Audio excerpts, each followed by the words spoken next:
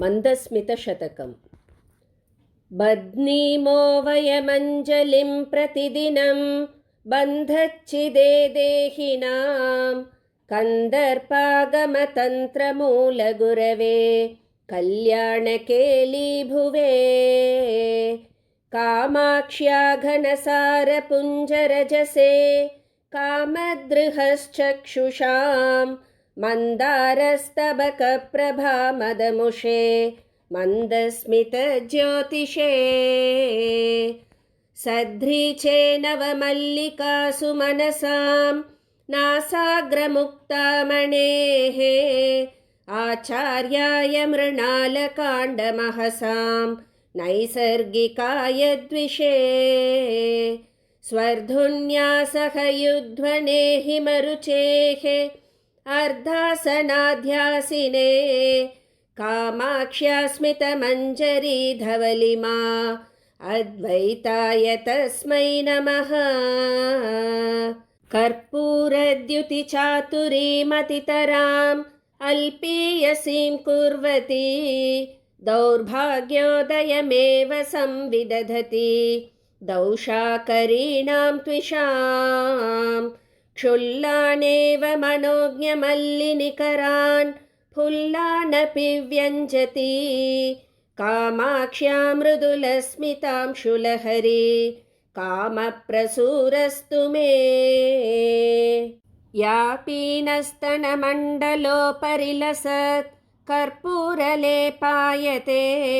या नीलेक्षणरात्रिकान्तिततिषु ज्योत्स्ना प्ररोहायते या सौन्दर्यधुनीतरङ्गततिषु व्यालोलहंसायते कामाक्ष्या शिशिरीकरोतु हृदयं सा मे स्मितप्राचुरी। येषां गच्छति पूर्वपक्षसरणिं कौमुद्वतश्वेतिमा येषां सन्ततमारुरुक्षति तुला कक्ष्यां शरच्चन्द्रमाः येषामिच्छति कम्बुरप्यसुलभाम् अन्ते वसत्प्रक्रियां कामाक्ष्या ममतां हरन्तु ममते हासत्विषामङ्कुराः। आशासीमसु सन्ततं विदधति नैषाकरीं व्याक्रियां काशानामभिमानभङ्गकलना कौशल्यमाबिभ्रति ईशानेन विलोकिता सकुतुकं कामाक्षिते कल्मष क्लेशापायकरी च कास्ति लहरी मन्दस्मितज्योतिषाम्। आरूढस्य समुन्नतस्तनतटी साम्राज्यसिंहासनं कन्दर्पस्य विभोर्जगत्त्रयजय प्राकट्यमुद्रानिधेः यस्याश्चामरचातुरीं कलयते रश्मिच्छटा चञ्चला सा मन्दस्मितमञ्जरी भवतु नः कामाय कामाक्षिते। शम्भोर्या परिरम्भसम्भ्रमविधौ नैर्मल्यसीमानिधिः गैर्वाणीव तरङ्गिणी कृतमृदु स्यन्दां कलिन्दात्मजां कल्माषीकुरुते कलङ्कसुषमां कण्ठस्थलीचुम्बिनीं कामाक्ष्यास्मितकन्दली भवतु नः कल्याणसन्दोहिनी। जेतुं हारलतामिव स्तनतटीं सञ्जग्मुषी सन्ततं गन्तुं निर्मलतामिव द्विगुणितां मग्ना कृपा स्रोतसी लब्धुं विस्मयनीयतामिव हरं रागाकुलं कुर्वती मञ्जुस्ते स्मितमञ्जरी भवभयं मत्नातु कामाक्षि मे। श्वेतापि प्रकटं निशाकररुचां मालिन्यमातन्वती शीतापि स्मरपावकं पशुपतेः सन्धुक्षयन्ती सदा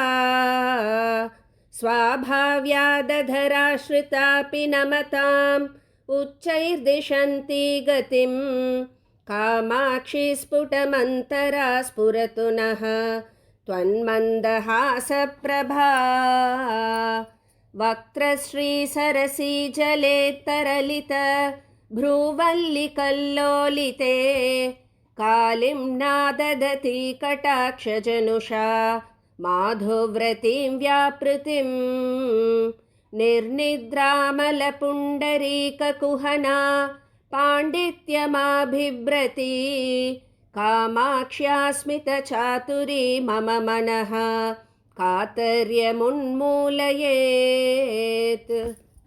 नित्यं बाधितबन्धुजीवमधरं मैत्रीजुषं पल्लवैः शुद्धस्य द्विजमण्डलस्य च तिरः कर्तारमप्याश्रिता या वै मल्यवती सदैव नमतां चेतः पुनीतेतरां कामाक्ष्या हृदयं प्रसादयतु मे सा मन्दहासप्रभा द्रुह्यन्ती तमसे मुहुः कुमुदिनी साहाय्यमाबिभ्रति यान्ति चन्द्रकिशोरशेखरवपुः सौधाङ्गने प्रेङ्खणम् ज्ञानाम्भोनिधिवीचिकां सुमनसां कूलङ्कषां कुर्वती कामाक्ष्यास्मितकौमुदी हरतु मे संसारतापोदयम् काश्मीरद्रवधातुकर्दमरुचा कल्माषतां बिभ्रति हंसौघैरिव कुर्वती परिचितिं हारीकृतैर्मौक्तिकैः वक्षोजन्मतुषारशैलकटके सञ्चारमातन्वती कामाक्ष्या मृदुलस्मितद्युतिमयी भागीरथी भासते कम्बोर्वंशपरम्परा इव कृपा सन्तानवल्ली भुवः सम्फुल्लस्तबका इव प्रसृमरा मूर्ताः प्रसादा इव वाक्पीयूषकणा इव त्रिपथगा पर्यायभेदा इव भ्राजन्ते तव मन्दहासकिरणाः काञ्चीपुरी नायिके वक्षोजे घनसारपत्ररचना भङ्गी सपत्नायिता कण्ठे मौक्तिकहारयष्टिकिरण व्यापारमुद्रायिता ओष्ठश्रीनिकुरुम्बपल्लवपुटे प्रेङ्खत्प्रसूनायिता कामाक्षि स्फुरतां मदीयहृदये त्वन्मन्दहासप्रभा येषां बिन्दुरिवोपरि प्रचलितः नासाग्रमुक्तामणिः येषां दीन इवाधिकण्ठमयते हारः करालम्बनम् येषां बन्धुरिवोष्टयोररुणिमा धत्ते स्वयं रञ्जनम् कामाक्ष्याः प्रभवन्तु ते मम शिव उल्लासाय हासाङ्कुराः या जाड्याम्बुनिधिं क्षिणोति भजतां वैरायते कैरवैः नित्यं या नियमेन याचयत ते कर्तुं त्रिनेत्रोत्सवम् बिम्बं चान्द्रमसं च वञ्चयति या गर्वेण सा तादृशी कामाक्षि स्मितमञ्जरी तव कथं ज्योत्स्नेद्यसौ कीर्त्यते आरूढारभसात् पुरः पुररिपोः आश्लेषणोपक्रमे या ते मातरुपैति दिव्यतटिनी शङ्काकरी तत्क्षणम् ओष्ठौ वेपयति भ्रुवौ कुटिलयति आनम्रयत्याननं तां वन्दे मृदुहासपूरसुषमां एकाम्रनाथप्रिये वक्त्रेन्दोस्तव चन्द्रिका स्मितततिः वल्गुस्फुरन्ती सतां स्याचेद्युक्तिमिदं चकोरमनसां कामाक्षि कौतूहलम् एतच्चित्रमहर्निशं यदधिकां एषा रुचिं गाहते बिम्बोष्टद्युमणिप्रभा स्वपि च यत् बिम्बोकमालम्बते सादृश्यं कलशाम्बुधेर्वहति यत् कामाक्षि मन्दस्मितं शोभामोष्ठरुचाम्बविद्रुमभवाम् एतद्भिदां ब्रूमहे एकस्मादुदितं पुरा किल पपौ शर्वः पुराणः पुमान् एतन्मध्यसमुद्भवं रसयते माधुर्यरूपं रसम्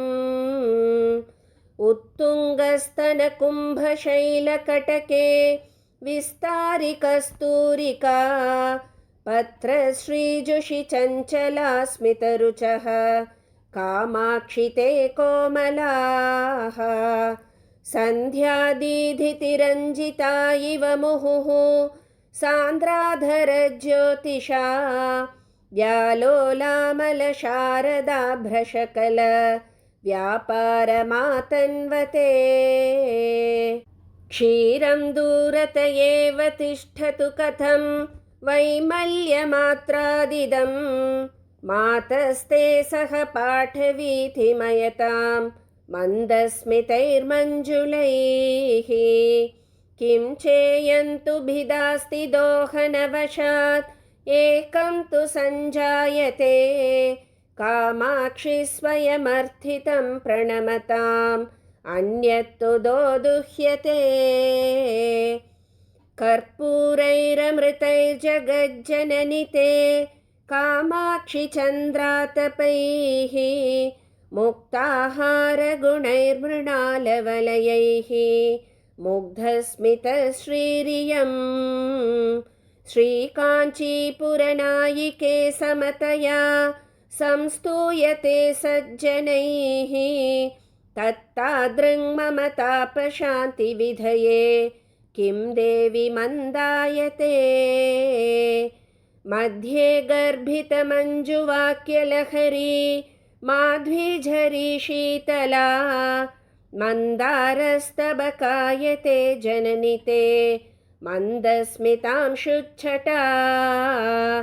यस्यावर्धयितुं मुहुर्विकसनं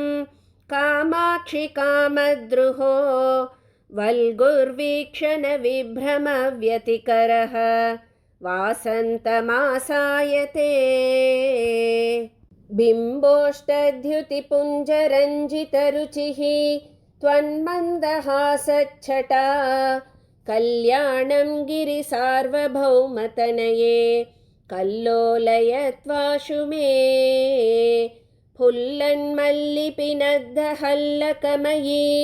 मालेवया पेशला श्रीकाञ्चीश्वरि मारमर्दितुरुरो मध्ये मुहुर्लम्बते बिभ्राणा शरदभ्रविभ्रमदशां विद्योतमानाप्यसौ कामाक्षि स्मितमञ्जरी किरति ते कारुण्यधारारसम् आश्चर्यं शिशिरीकरोति जगतीं चालोक्य चैनामहो कामं खेलति नीलकण्ठहृदयं कौतूहलान्दोलितम् प्रेङ्खत्प्रौढकटाक्षकुञ्जकुहरेषु अत्यच्छगुच्छायितं वक्त्रेन्दुच्च विसिन्धुवीचिनिचये फेनप्रतानायितं नैरन्तर्यविजृम्भितस्तनतटे नैचोलपट्टायितं कालुष्यं कबलीकरोतु मम ते कामाक्षि मन्दस्मितम् पीयूषं तव मन्थरस्मितमिति व्यर्थैव सापप्रता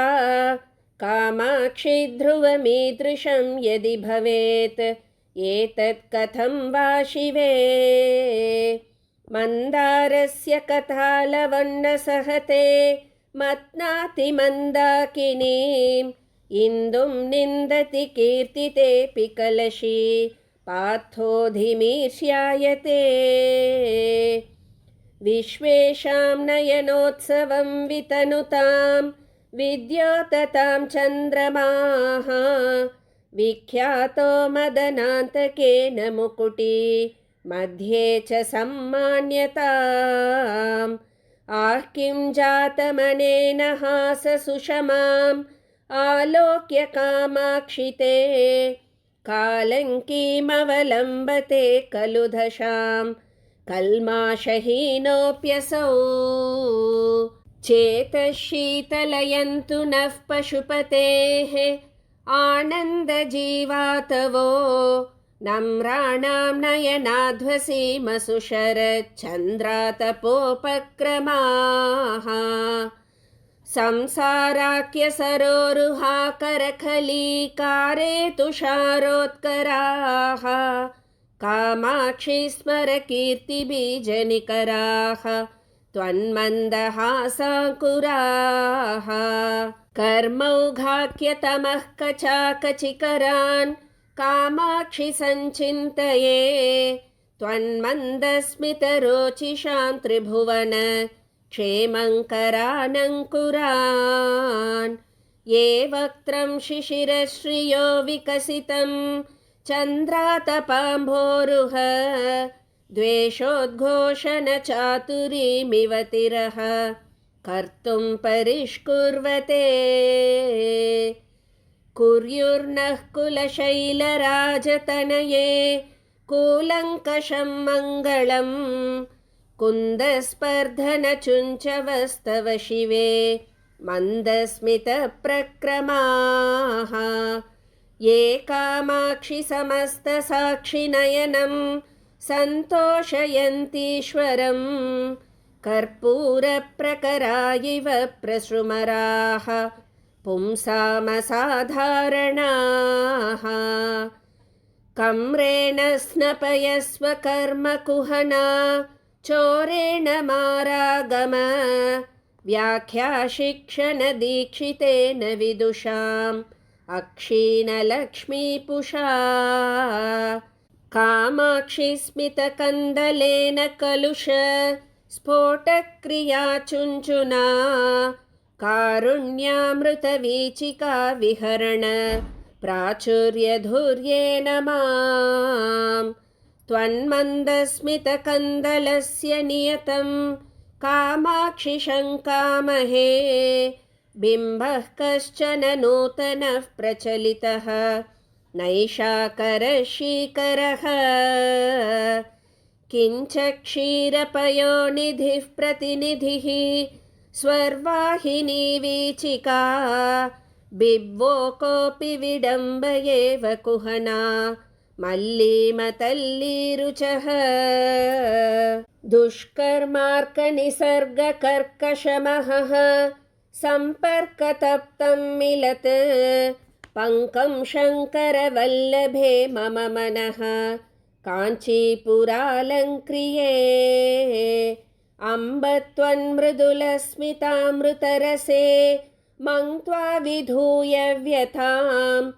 आनन्दोदयसौधशृङ्गपदवीम् आरोढुमाकाङ्क्षति नम्राणां नगराजशेखरसुते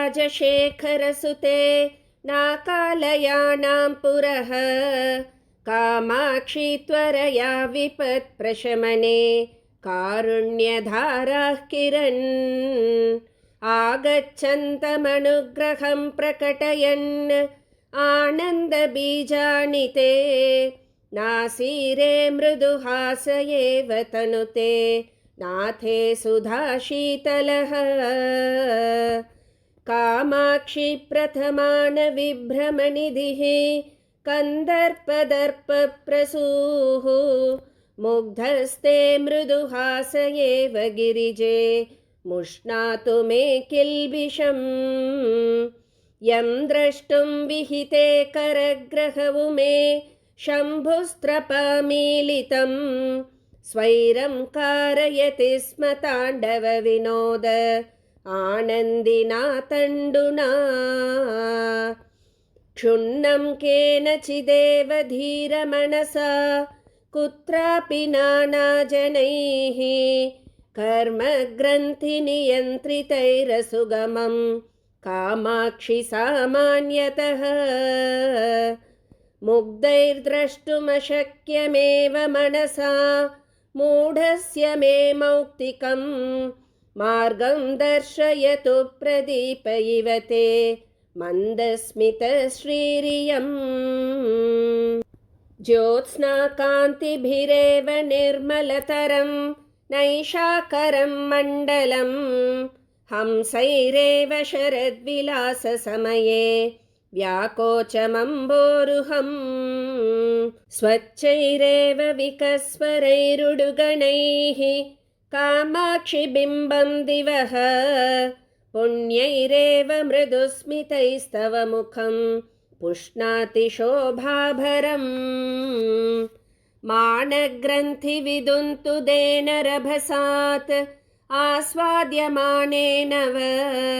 प्रेमाडम्बरपूर्णिमा हिमकरे कामाक्षि ते तत्क्षणम् आलोक्य स्मितचन्द्रिकां पुनरिमाम् उन्मीलनं जग्मुषीं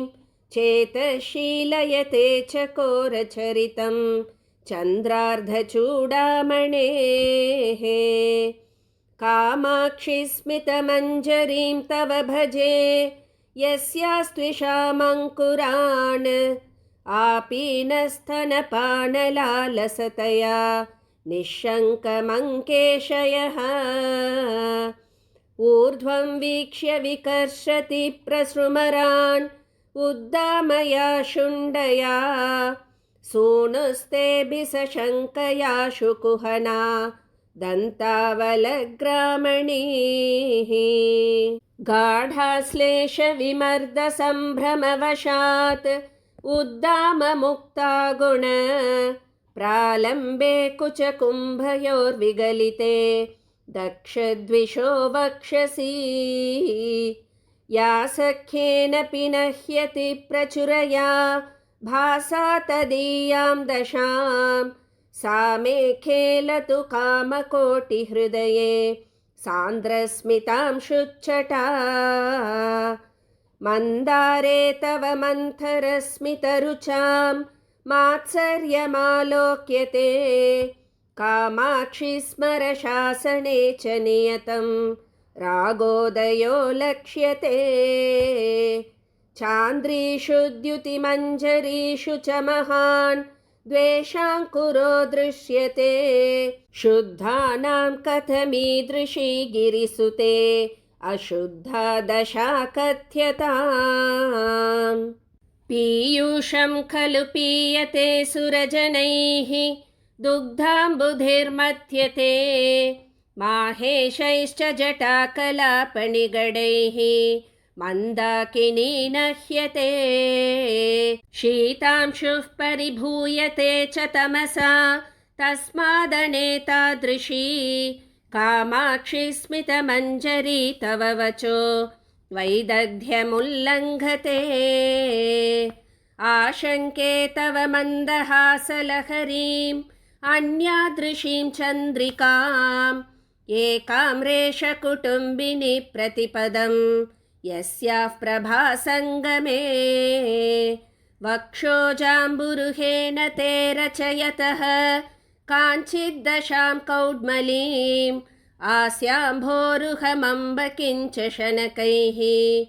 आलम्बते फुल्लताम् आस्तीर्णाधरकान्तिपल्लवचये पातं मुहुर्जग्मुषी मारद्रोहिणि कन्दलत्स्मरशर ज्वालावलीर्व्यञ्जती निन्दन्ती घनसारहारवलय ज्योत्स्नामृणालानि ते कामाक्षि स्मितचातुरी विरहिणी रीतिं जगाहेतराम् सूर्यालोकविधौ विकासमधिकं यान्ति हरन्ति तमः सन्दोहं नमतां निजस्मरणतः दोषाकरद्वेषिणी निर्यान्ति वदनारविन्दकुहरात् निर्धूतजाढ्या नृणां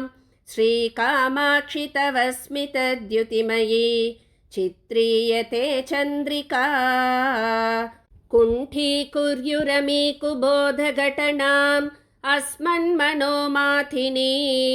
श्रीकामाक्षि शिवङ्करास्तव शिवे श्रीमन्दहासाङ्कुराः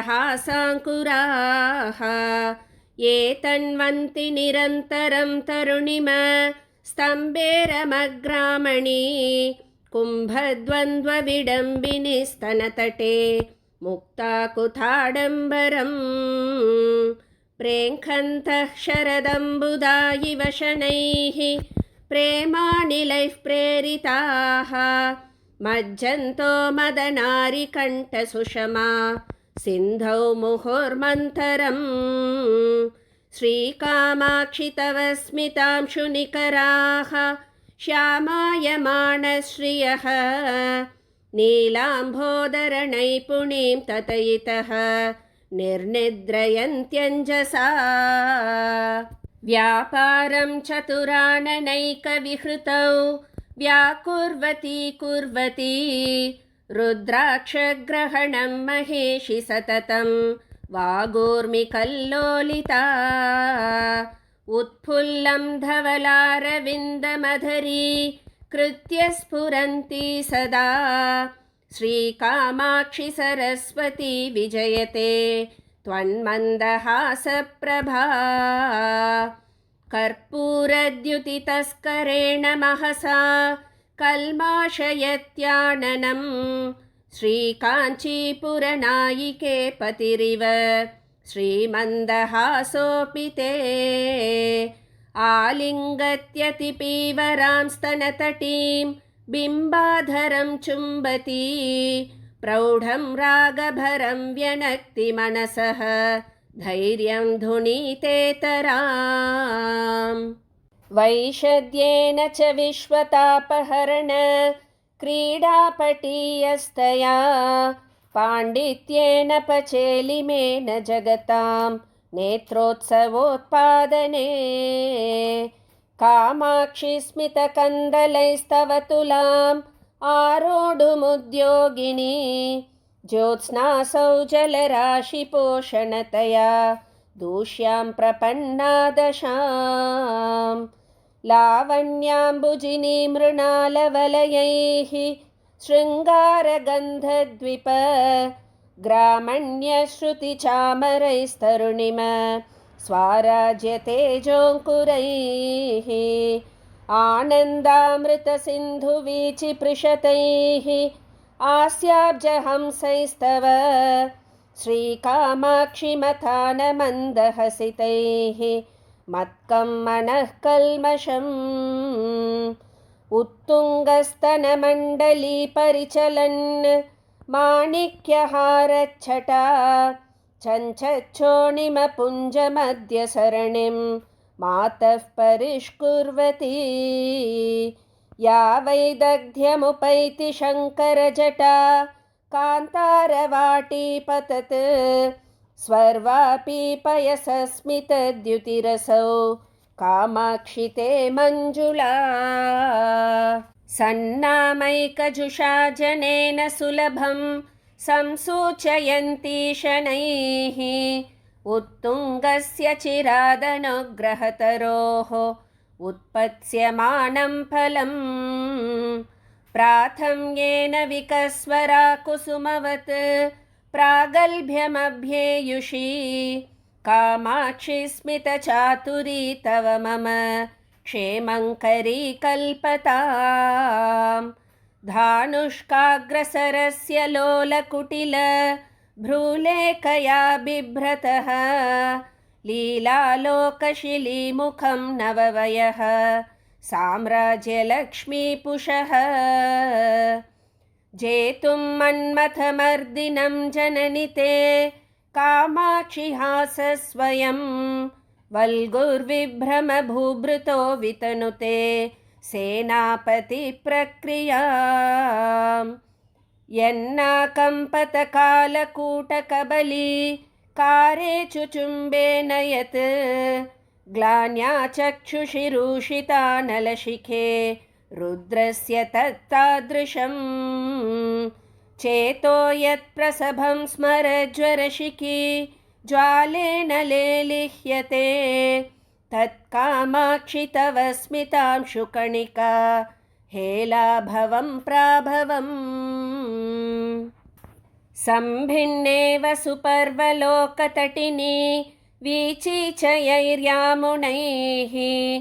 सम्मिश्रेव शशाङ्कदीप्तिलहरी नीलैर्महानीरदैः कामाक्षि स्फुरिता तव स्मितरुचिः कालाञ्जनस्पर्धिना कालिम्ना कचरोचिषां व्यतिकरे काञ्चिद्दशामश्नुते जानीमो जगदीश्वरप्रणयिनी त्वन्मन्दहासप्रभां श्रीकामाक्षि सरोजिनीमभिनवां येषा यतः सर्वदा आस्येन्दोरवलोकने पशुपतेः अभ्येति सम्पुल्लतां तन्द्रालुस्तदभावयेव तनुते तद्वैपरीत्यक्रमम् यान्ति लोहितमानमभ्रतटिनी धातुच्चटाकर्दमैः भान्ति बालगभस्तिमालिकिरणैः मेघावली शारदी बिम्बोष्ठद्युतिपुञ्जचुम्बनकला शोणायमानेन ते कामाक्षि स्मितरोचिषा समदशाम् आरोढुमाकाङ्क्षते श्रीकामाक्षि मुखेन्दुभूषणमिदं मन्दस्मितं तावकं नेत्रानन्दकरं तथा हिमकरः गच्छेद्यथा दिग्मतां शीतं देवि तथा यथा हिमजलं सन्तापमुद्रास्पदं श्वेतं किञ्च तथा यथा मलिनतां धत्ते च मुक्तामणिः त्वन्मन्दस्मितमञ्जरीं प्रसुमरां कामाक्षि चन्द्रातपं सन्तः सन्ततमामनन्त्यमलता तल्लक्षणं लक्ष्यते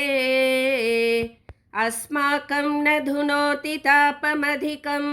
धुनोति नाभ्यन्तरं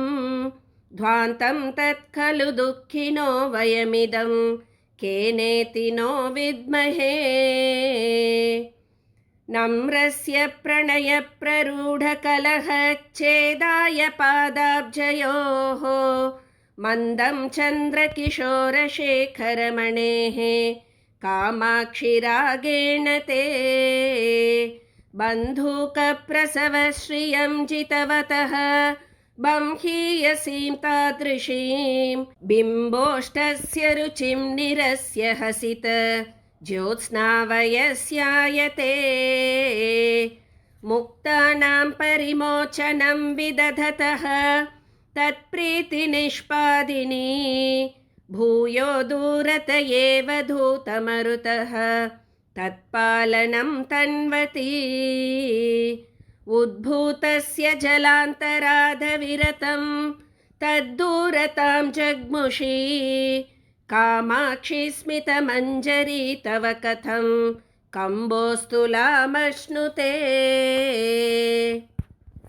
श्रीकामाक्षि तव स्मितद्युतिझरी वैदग्ध्यलीलायितं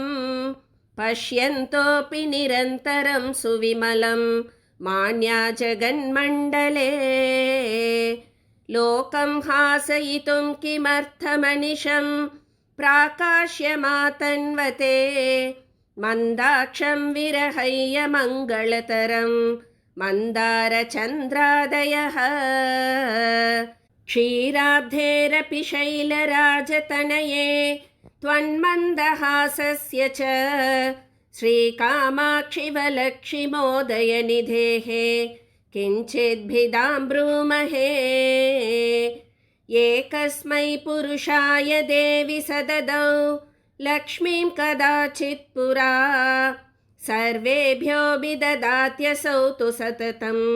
लक्ष्मीं च वागीश्वरीं। श्रीकाञ्चीपुररत्नदीपकलिके तान्येव मेनात्मजे चाकोराणि कुलानि देवि सुतरां धन्यानि मन्यामहे। कम्पातीरकुटुम्बचङ्क्रमकला चुञ्चूनि चञ्चूपुटैः नित्यं यानि तव स्मितेन्दुमहसाम् आस्वादमातन्वते। शैत्यप्रक्रममाश्रितोऽपि नमतां जाड्यप्रथां दूनयन् नैर्मल्यं परमं गतोऽपि गिरिशं रागाकुलं चारयन् लीलालापपुरःसरोऽपि सततं वाचं यमान् प्रीणयन् कामाक्षि स्मितरोचिषां तव समुल्लासः कथं वर्ण्यते। श्रोणीचञ्चलमेखलामुखरितं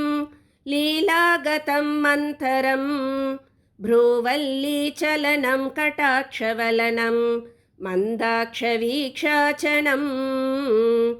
यद्वैदग्ध्यमुखेन मन्मथरिपुं सम्मोहयन्त्यञ्जसा श्रीकामाक्षि तव स्मिताय सततं तस्मै नमस्कुर्महे। श्रीकामाक्षि मनोज्ञमन्दहसित ज्योतिष्प्ररोहे तव स्फीतश्वेतिमसार्वभौमसरणि प्रागल्भ्यमभ्येयुषी चन्द्रोऽयं युवराजतां कलयते चेटीधुरं चन्द्रिका शुद्धा सा च सुधाजरी सहचरी साधर्म्यमालम्बते। ज्योत्स्ना किं तनुते फलं तनुमताम् औष्ण्यप्रशान्तिं विना त्वन्मन्दस्मितरोचिषा तनुमतां कामाक्षि रोचिष्णुना सन्तापोऽपि निवार्यते निजवचः प्राचुर्यमङ्कुर्यते सौन्दर्यं परिपूर्यते जगति सा कीर्तिश्च सञ्चार्यते। वैमल्यं कुमुदश्रियां हिमरुचः कान्त्यैव सन्धुक्ष्यते ज्योत्स्नारोचिरपि प्रदोषसमयं प्राप्यैव सम्पद्यते। स्वच्छत्वं नवमौक्तिकस्य परमं संस्कारतो दृश्यते कामाक्ष्यास्मितदीधितेर्विशदिमा नैसर्गिको भासते। प्राकाश्यं परमेश्वरप्रणयिनी त्वन्मन्दहासश्रियः श्रीकामाक्षि मम क्षिणोतु ममता वैचक्षणीमक्षयां यद्भीत्येव निलीयते हिमकरः मेघोदरे शुक्तिका गर्भे मौक्तिकमण्डली च सरसी मध्ये मृणाली च सा। हेरम्बे च गुहे च हर्षभरितं वात्सल्यमङ्कुरयत् मारद्रोहिणि पूरुषे सह भुवं प्रेमाङ्कुरं व्यञ्जयत्। आणम्रेषु जनेषु पूर्णकरुणा वैदग्ध्यमुत्तालयत् कामाक्षि स्मितमञ्जसा तव कथं कारं मया कथ्यते। संक्रुद्धद्विजराजकोऽप्यविरतं कुर्वन् द्विजैसङ्गमं वाणी बद्धति दूरगोऽपि सततं तत्साहचर्यं वहन् अश्रान्तं पशुदुर्लभोऽपि कलयन् पत्यौ पशूनां रतिं श्रीकामाक्षि तव स्मितामृतरस स्यन्दो मयि स्पन्दताम् श्रीकामाक्षि महेश्वरे निरुपम प्रेमाङ्कुरप्रक्रमम् नित्यं यः प्रकटीकरोति सहजाम् उन्निद्रयन्माधुरीं तत्तादृक्तव मन्दहासमहिमा मातः कथं मानितां तन्मूर्ध्नासुरनिम्नगाञ्च कलिकाम् इन्दोश्च तां निन्दति ये माधुर्यविहारमण्डपभुवः ये शैत्यमुद्राकराः ये वैषद्यदशाविशेषसुभगाः ते मन्दहासाङ्कुराः कामाक्ष्या सहजं गुणत्रयमिदं पर्यायतः कुर्वतां वाणी गुम्फनडम्बरे च हृदये कीर्तिप्ररोहे च मे कामाक्ष्या मृदुलस्मितांशुनिकराः दाक्षान्तके वीक्षणे मन्दाक्षग्रहिलाहि मद्युतिमयूक आक्षेपदीक्षाङ्कुराः दाक्ष्यं पक्ष्मलयन्तु माक्षिकगुड द्राक्षाभवं वाक्षु मे सूक्ष्मं मोक्षपथं निरीक्षितुमपि प्रक्षालयेयुर्मनः जात्या शीतलशीतलानि मधुराणि एतानि पूतानि ते गाङ्गानीव पयांसि देवि पटलानि अल्पस्मितज्योतिषां येनः पङ्कपरम्परामलिनिताम् एकाम्रनाथप्रिये प्रज्ञानात् सुतरां मदीयधिषणां प्रक्षालयन्तु क्षणात् अश्रान्तं परतन्त्रितः पशुपतिः त्वन्मन्दहासाङ्कुरैः श्रीकामाक्षि तदीयवर्णसमता सङ्गेन शङ्कामहे इन्दुं नाकधुनीं च शेखरयते मालां च धत्ते नवैः वैकुण्ठैरवकुण्ठनं च कुरुते धूलीचयैर्भास्मनैः श्रीकाञ्चीपुरदेवते मृदुवचः सौरभ्यमुद्रास्पदं प्रौढप्रेमलता नवीनकुसुमं मन्दस्मितं तावकम् मन्दं कन्दलति प्रियस्य वदना लोके समाभाषणे श्लक्ष्णे कुट्मलति प्ररूढपुलके चाश्लेषणे फुल्लति किं त्रैस्त्रोतसमम्बिके परिणतं स्रोतश्चतुर्थं नवं पीयूषस्य समस्ततापहरणं किं वा द्वितीयं वपुः किं स्वित्वन्निकटं गतं मधुरिम अभ्यासाय गव्यं पयः श्रीकाञ्चीपुरनायकप्रियतमे मन्दस्मितं तावकम् भूषा वक्त्रसरोरुहस्य सहजा वाचां सखी शाश्वती नीवी विभ्रमसन्ततेः पशुपतेः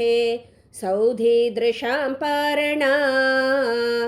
जीवातुर्मदनश्रियः शशिरुचेः उच्चाटनी देवता श्रीकामाक्षि गिरामभूमिमयते हासप्रभामञ्जरी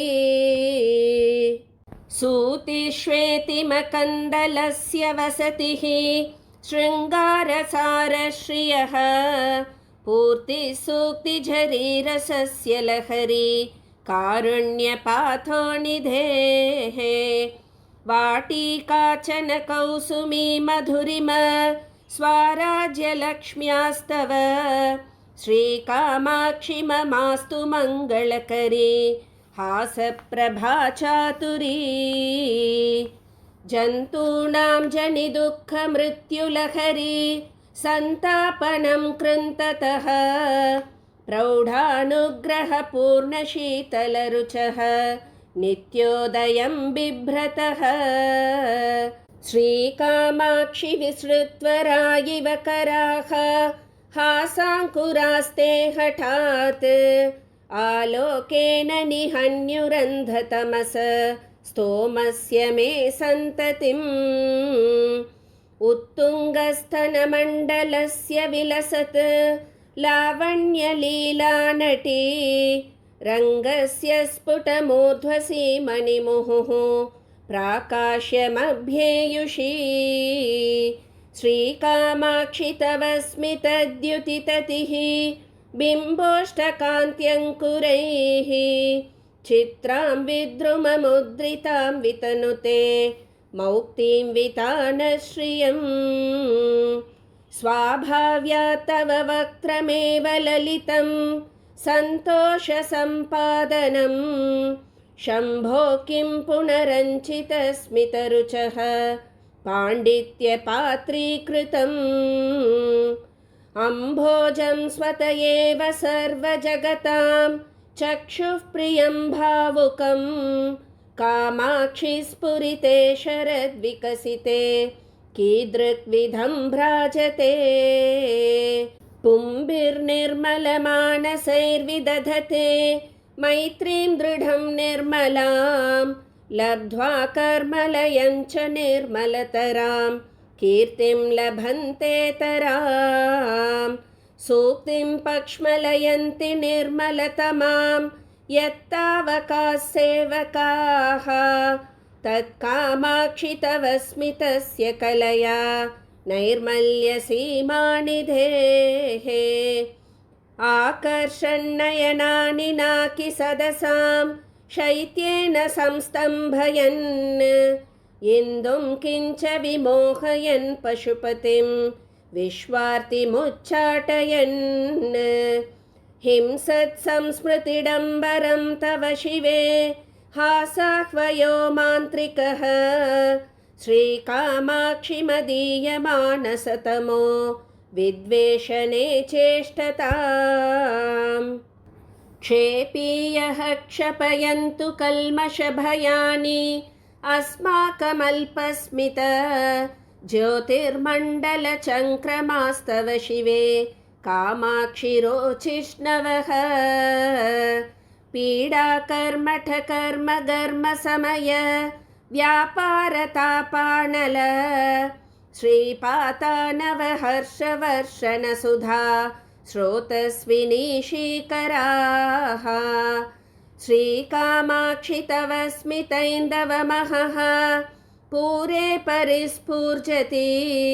प्रौढां वारिधि चातुरीं कलयते भक्तात्मनां प्रातिभम् दौर्गत्यप्रसरास्तमः पटलिका साधर्म्यमाबिभ्रते सर्वं कैरवसाहचर्यपदवी रीतिं विधत्ते परम् मन्दारादिषु मन्मथारिमहिषी प्राकाश्यरीतिं निजां कादाचित्कतया विशङ्क्य बहुशो वैशद्यमुद्रागुणः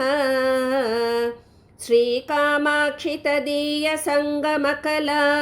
मन्दीभवत्कौतुकः सातत्येन तव स्मिते वितनुते स्वैरासनावासनाम् इन्धाने भववीतिहोत्रनिवहे कर्मौघचण्डानिल प्रौढिं न बहुलीकृते निपतितं सन्तापचिन्ताकुलम् मातर्मां परिषिञ्च किञ्चिदमलैः पीयूषवर्षैरिव श्रीकामाक्षि तव स्मितद्युतिकणैः शैशिर्यलीलाकरैः भाषाया रसनाग्रखेलनजुषः शृङ्गारमुद्रा सखी लीलाजातरते सुखेन नियम स्नानाय मेनात्मजे श्रीकामाक्षि सुधामयीव शिशिरा स्रोतस्विनीतावकी गाढानन्दतरङ्गिता विजयते हासप्रभा चातुरी सन्तापं विरलीकरोतु सकलं कामाक्षि मच्चेतना मज्जन्ती मधुरस्मिता मरधुनी कल्लोलजालेषु ते नैरन्तर्यमुपेत्य मन्मथमरुत् लोलेषु येषु स्फुटं प्रेमेन्दुः प्रतिबिम्बितो वितनुते कौतूहलं धूर्जटेः चेतः क्षीरपयोधिमन्तरचलत् रागाख्यमन्ताचल क्षोभव्यापृतिसम्भवां जननि ते मन्दस्मितश्रीसुधां स्वादं स्वादमुदितकौतुकरसा नेत्रत्रयी शाङ्करी श्रीकामाक्षि निरन्तरं परिणमति आनन्दवीचिमयी आलोके तव पञ्चसायकरिपोः उद्दामकौतूहल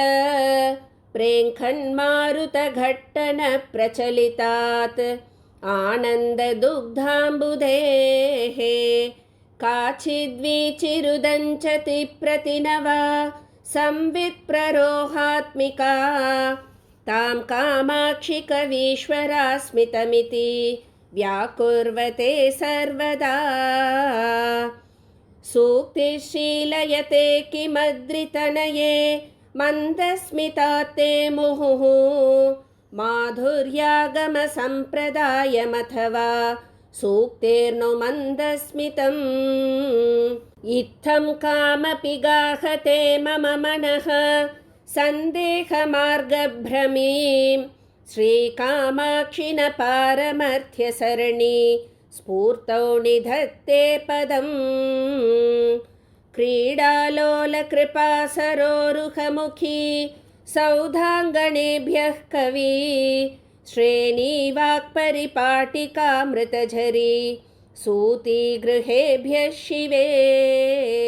निर्वाणाङ्कुरसार्वभौमपदवी सिंहासनेभ्यस्तव श्रीकामाक्षि मनोज्ञमन्दहसित ज्योतिष्कणेभ्यो नमः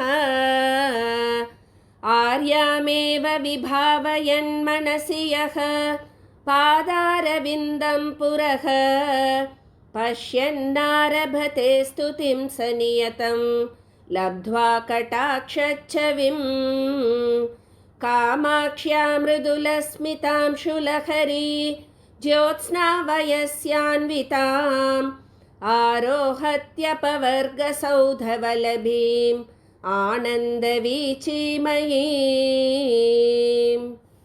इति श्रीमन्दस्मितशतकं सम्पूर्णम् इति श्रीमूकपञ्चशती सम्पूर्णम् ॐ तत्सत्।